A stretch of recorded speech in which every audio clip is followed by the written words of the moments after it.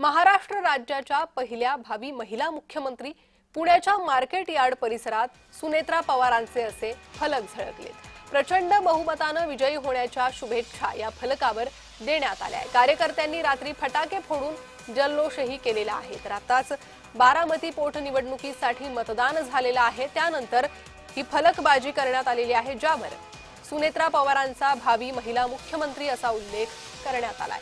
अधिक माहिती घेणार आहोत आमचे प्रतिनिधी अविनाश परबत यांच्याकडून। अविनाश, आपण पाहतोय एकीकडे पोटनिवडणूक झाली आणि दुसरीकडे पुण्यात हे चर्चेचा विषय ठरणारे बॅनर लागलेत। कोणी लावलेत हे बॅनर?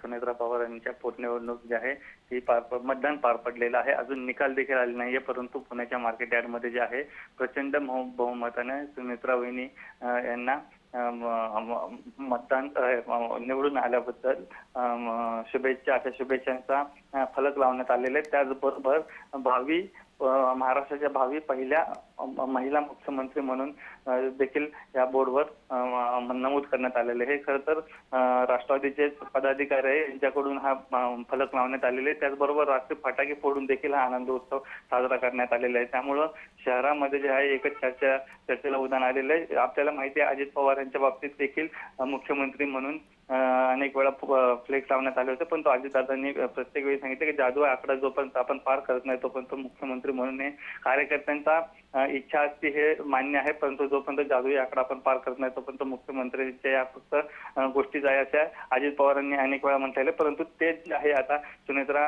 पवार यांच्या बाबतीत देखील घडताना आपल्याला पाहायला मिळत आहे। आता तरी मार्केट यार्ड मध्ये अशा प्रकारचे फलक जे आहे ते लावल्यानंतर जे आहे चर्चेला उधाण सध्या पुण्यामध्ये होताना आपल्याला पाहायला मिळत आहे। जी अविनाश, धन्यवाद या सविस्तर माहितीसाठी।